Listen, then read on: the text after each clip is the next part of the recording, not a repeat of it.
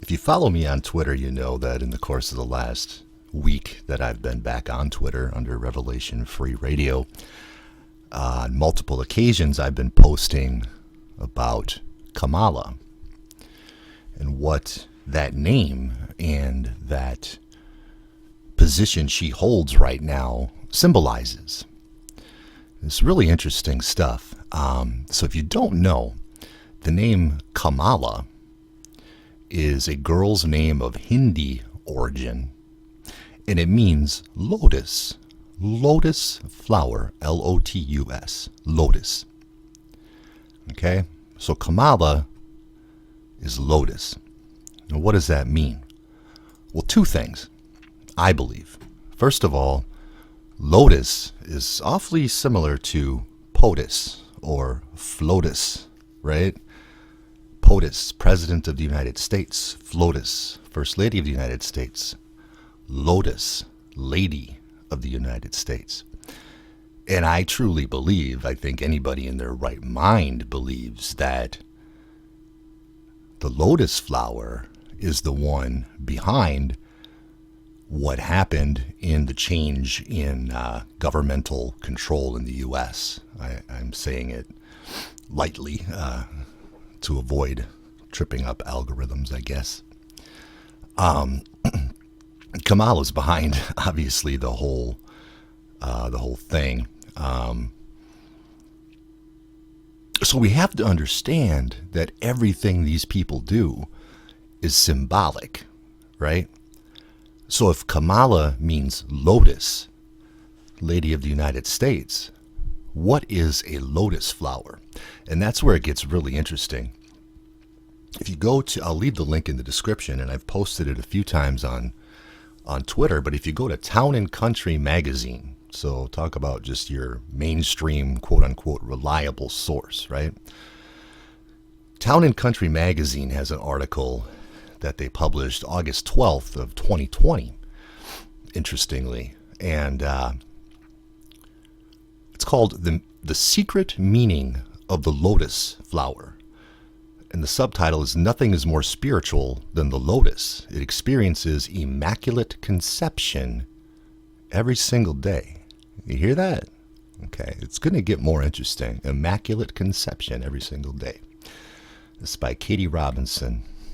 And I'll just go ahead and read the entirety of the article and then give my genius thoughts throughout it.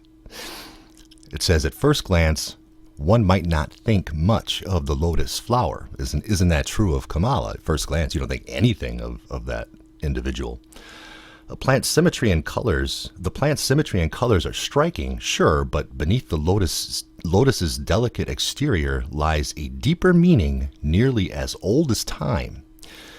The flower holds great symbolic weight in many Eastern cultures and is considered one of the most sacred plants in the world. So what is it about this specific bloom that makes it oh so special? To start, the lotus has a life cycle unlike any other plant, with its roots latched in mud. It submerges every night into river water and miraculously reblooms the next morning, sparkling clean every single day. In many cultures, this process associates the flower with rebirth and spiritual enlightenment. With its daily process of life, death, and reemergence, it's no wonder that the lotus holds such symbolism. Because of these meanings, the lotus is often seen alongside divine figures in many cultures. For the Egyptians, the flower represents the universe. In Hindu culture, it's said that gods and goddesses sat on lotus thrones.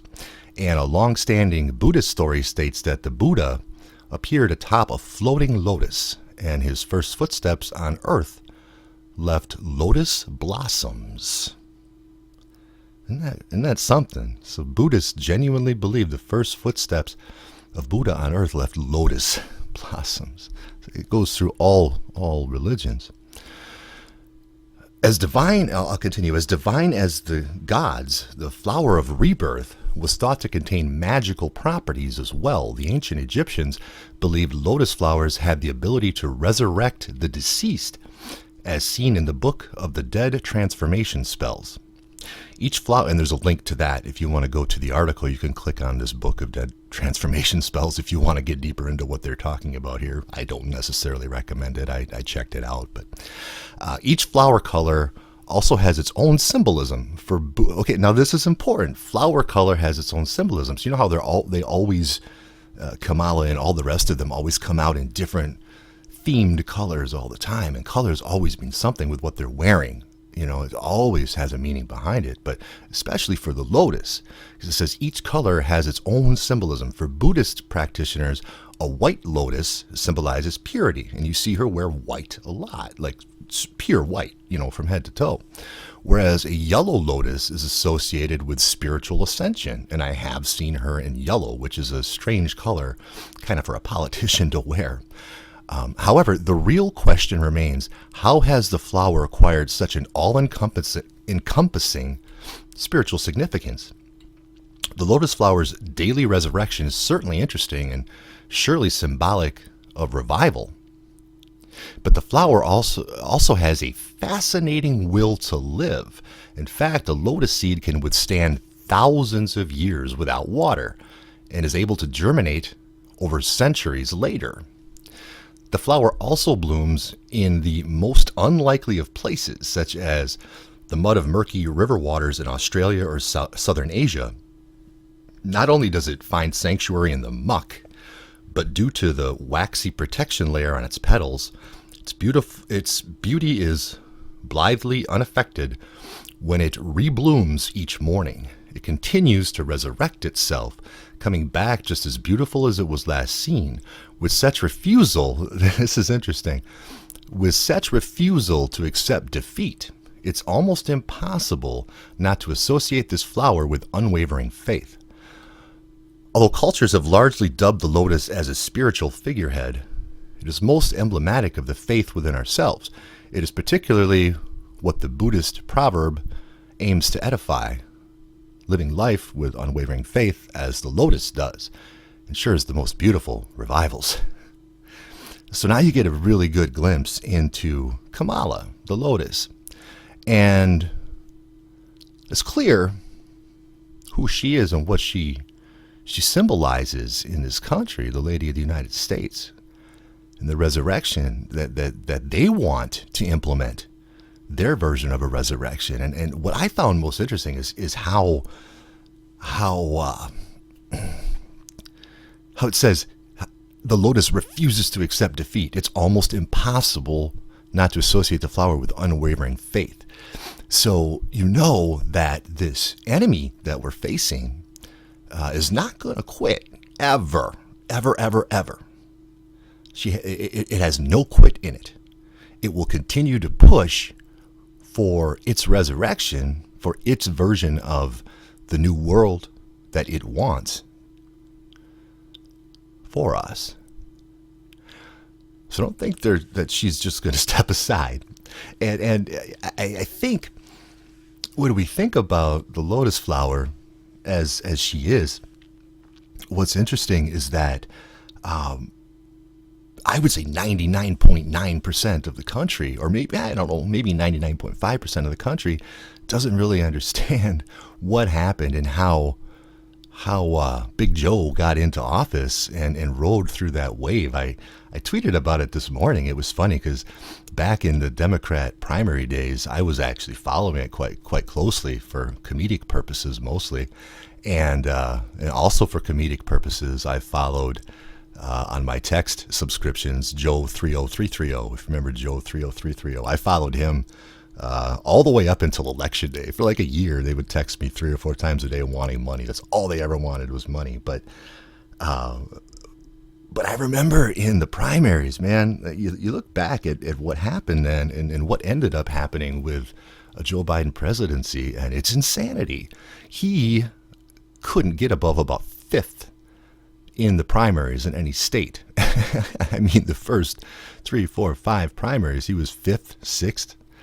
of the Democrats, and Kamala was way down there too. I mean, she had a little wave of popularity, but then absolutely nobody liked her, not even the Democrats. And the Democrats knew they didn't like Joe Biden, you know.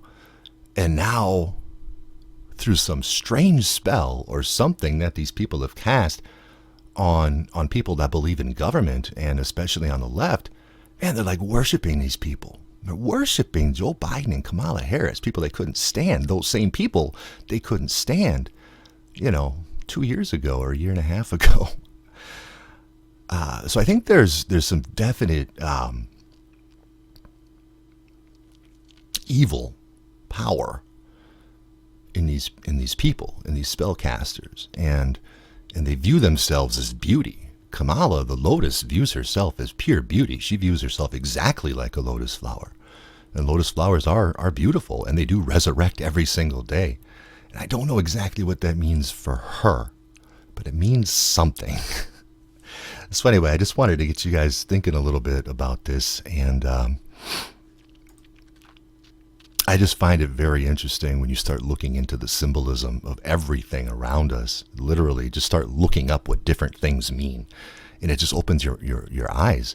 Look up what different names mean. Look up what your own name means if you don't know, and it all ties into a bigger picture. Names are important on this earth.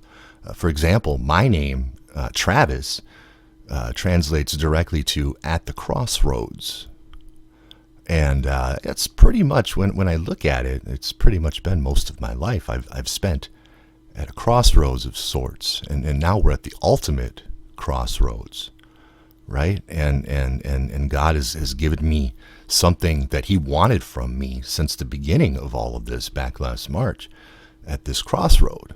So Travis is at the crossroads, right? Look up what your name means, but then when you start seeing people, public figures and things like that, and look up what their names mean, or the different symbolism things that they use and what those things mean, it really shows you their plans and ideas and gets you inside their mind. And once you get inside their mind and their way of thinking, you realize they're not anybody you even need to worry about or be concerned with. They're irrelevant people just trying to do something crazy to this world. And we don't need to take it. We can do whatever we want, right? In fact, I just, before I started recording this video, I just threw up a quick tweet. Let me see if I can find it. I said, as far as I'm concerned, whoever's in charge of Washington, D.C. can have Washington, D.C. I never wanted to live there anyway. I'm all set. And in my mind, that's kind of how it goes. I mean, if you go back 150 years, and you were to walk around in rural Oklahoma, for example, and say who's the president of the United States, I guarantee you most people probably didn't even know, because it wasn't relevant to their lives, and it's not relevant to our lives now. They just want us to think they are. This lotus. But you pluck her out of the mud. You notice how it said that the lotus grows in the deepest, murkiest mud. And if it's not in that, it'll die, right? So if you cut off their authority over you and you just say, man, my life is mine. I'm doing what I want. You can set your own rules and do whatever rules you want. I'm not following them because they're irrelevant, right? And by doing that, by default, by taking the power away from the people who think they have power, you can pluck them out of the mud, so to speak, and they'll wither up and die. So that's where we need to be at. We're not going to fight them face to face. They would crush us face to face with the weaponry that they have, right? We fight them spiritually, and we take their power away spiritually, because they are spiritual. They're a very different spiritual, but they are highly spiritual people with their spell casting and things like that. You take that away by taking away their authority, they'll wither up and die. So anyway, there's your little lesson about the lotus flower. I hope you got something out of it. We'll speak soon. Peace.